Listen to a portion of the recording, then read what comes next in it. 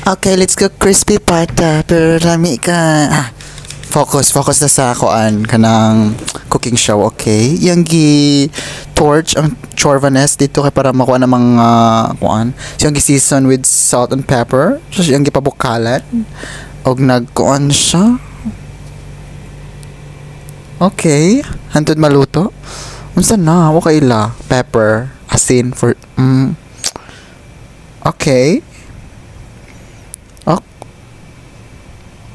Ay sa bad man ko. Uy, okay. Yang gikuan og tinidor gibangag-bangagan. Tas iyan na siyang ikuan. Prituhon na. Okay. Ikuan siya bath.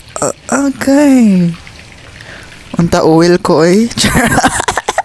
Unta oil na lang ko kay para okay, 10/10.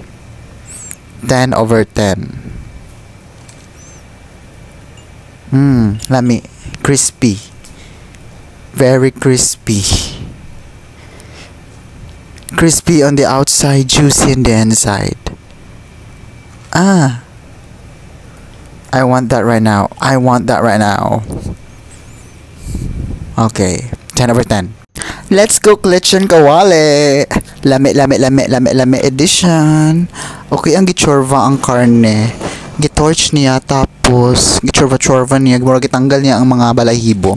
Tapos iyan ang ikuan, pabukhalan og bonggang-bongga. Hantod maluto. So yung gimagbangagan.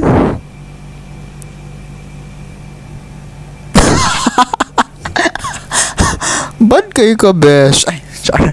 Yung gichorva og ka ng mga asin para nailami sad. So for sure lami maganyang giluto. 10/10 gid ni siya. Sana suka? Huh? Suka? Mura mo gud siya gikuan? O kasabot, I'm confused. Char. Lami, 10/10. Okay, murag kuan to. Salin sa salin sa humba to nga oil. Yang gito kuan gisagol. Okay. Buhat siya og sauce.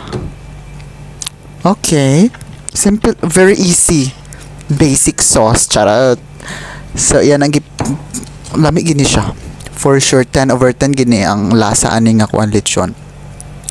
Tanan na lang taan ni 10/10. Unsa magid ang atong gi-rate, ang giloto or ang nagloto? Ang giloto or nagloto? Murag ang nagloto. 10/10 both. Okay. Tuara, 10/10. 10/10 ang iyang ginaluto ani. Okay, 10/10. Sana ay magbatchag pasta for sure. Pero 10/10. 10/10. No doubt, no question. Let's end the conversation here.